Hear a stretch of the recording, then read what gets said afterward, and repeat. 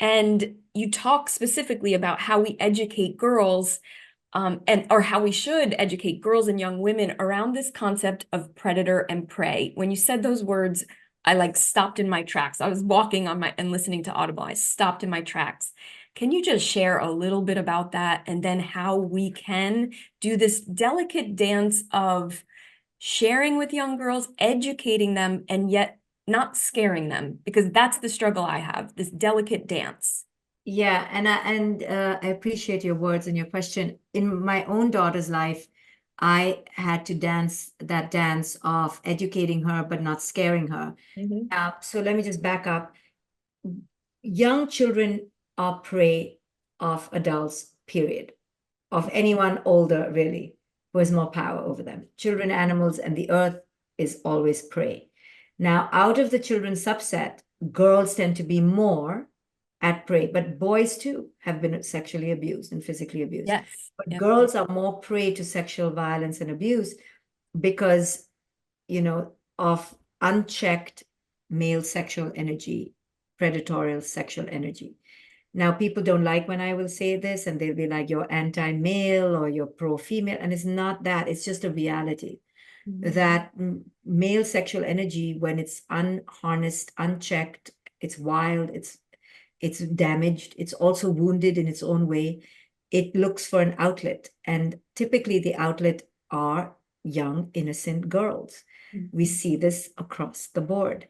So as parents, we owe it to our young girls, especially, and our boys, young boys, to prepare them that they could be preyed on. And Mhm. you can do this quite simply from a young age about good touch, bad touch, private, this is yours, nobody gets to touch it, not even grandpa, not even grandma, right? You designate safety and you teach them to fight back and to speak up. And Mhm. that's what we need to do with our young girls. But again, if you don't allow your child to feel free with you, they will not come to you. Mhm. You need to show them that you're very aware of this thing. It is probably going to happen.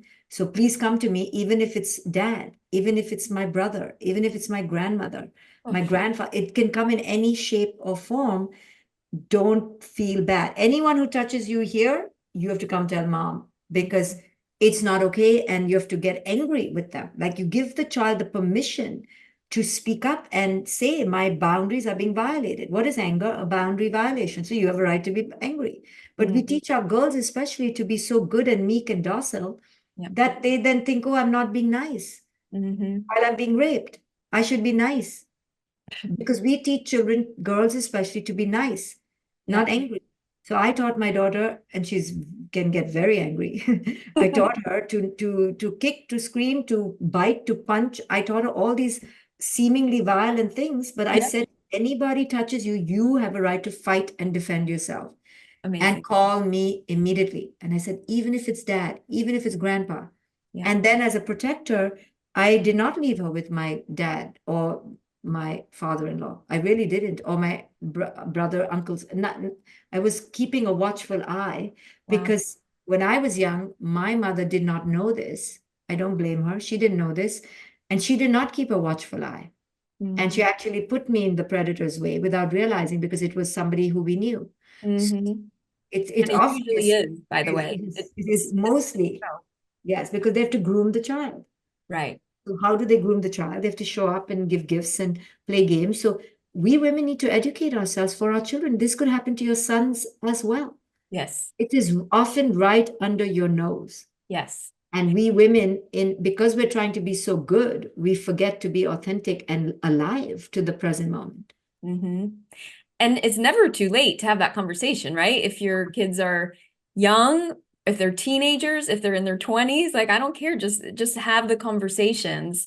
And if you're not a parent like me, you could be an auntie or a community member. Like these are just such important conversations that we need.